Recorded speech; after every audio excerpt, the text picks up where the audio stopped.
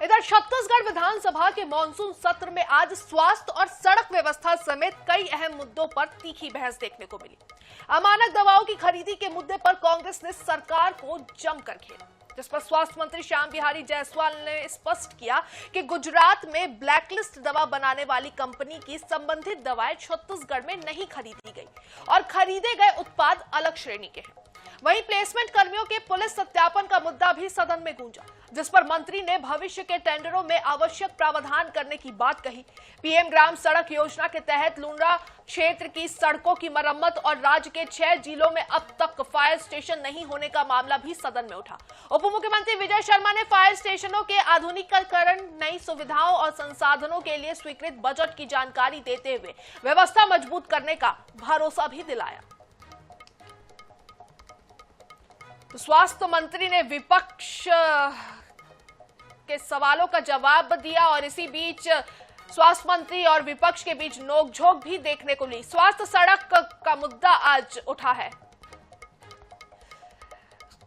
तो मानसून सत्र के तीसरे दिन क्या कुछ हुआ, उसकी पूरी जानकारी लेने के लिए हमारे विशेष संवाददाता गौरव हमारे साथ सीधा जुड़ चुके हैं। गौरव, मानसून सत्र का तीसरा दिन था, स्वास्थ्य सड़क जैसे मुद्दे जो हैं आज सदन में उठे, पक्ष और विपक्ष के बीच तीखी नोकझोंक भी देखने को मिली। विस्तार से आपसे जान लेते हैं कैसा रहा तीसरा दिन। छत्तीसगढ़ विधानसभा के मानसून सत्र का आज तीसरा दिन है और आज प्रश्नकाल की शुरुआत के बाद सबसे पहले अमानक दवाओं की खरीदी का मामला छत्तीसगढ़ विधानसभा में गूंजा। भूपेश बघेल के स्थान पर अटल श्रीवास्तव ने प्रश्न किया और उन्होंने अमानक दवाओं के क्रय को लेकर राज्य सरकार पर तीखा हमला बोला। उन्होंने एस्प्रिन समेत अन्य अमानक दवाओं की खरीदी पर सवाल उठाए। दवाओं पर रोक लगाने से पहले खरीदी के संबंध में जानकारी मांगी। इस पर स्वास्थ्य मंत्री श्याम बिहारी जायसवाल ने जानकारी दी कि किसी भी कंपनी की जब 2 दवाएं ब्लैक लिस्टेड हो जाती है या अमानक पाई जाती है, तब फिर कंपनी को ही ब्लैक लिस्टेड किया जाता है। तो एस्प्रिन के साथ ये जो अन्य दवाएं खरीदी गई थी उसके साथ ऐसी स्थिति नहीं थी। कोई भी अमानक दवाओं की खरीदी या आपूर्ति नहीं की गई है, इस बात को उन्होंने कहा। इस पर लगातार पक्ष विपक्ष के बीच तीखी बहस भी हुई।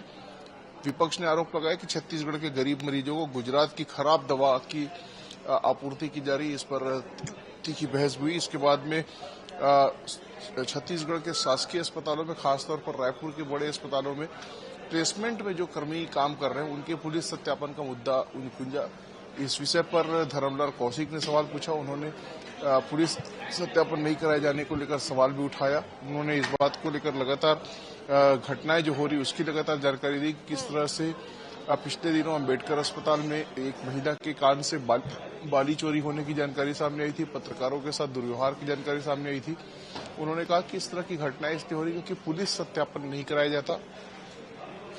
इस पर मंत्री श्याम बिहारी जायसवाल ने कहा कि कर्मियों के पुलिस सत्यापन की प्रक्रिया जो है वो की जा रही है और आगे भी इसका ध्यान रखा जाएगा। एक विषय लुंड्रा की सड़क के सामने आया, जिस पर पीएमजीएसवाई में प्रबोध मिंज ने खराब सड़कों का मसला उठाया, लेकिन प्रबोध मिंज के सवाल के बाद 8 अलग अलग विधायकों ने पीएमजीएसवाई की खराब सड़कों की मरम्मत का मुद्दा उठाया।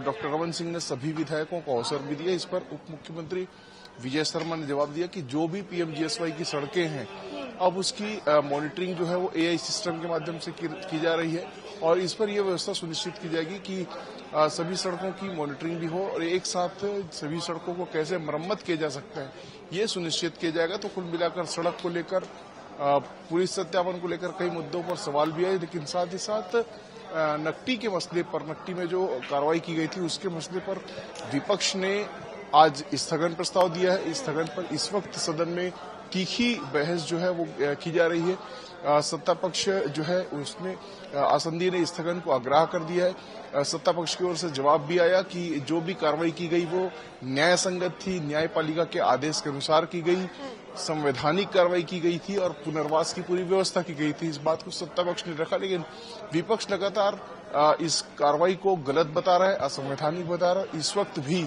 सदन में हंगामे के आसार जो है वो हंगामे के हालात बने हुए हैं। सत्ता पक्ष और विपक्ष के बीच भी स्थगन को स्वीकार करने और नहीं करने को लेकर तीखी बहस की स्थिति बनी हुई। तो कुल मिलाकर तीसरे दिन आज नकटी के मसले पर विपक्ष ने स्थगन दिया है, स्थगन पर चर्चा की मांग कर रहा है और हंगामे के हालात इस वक्त भी बने हुए हैं।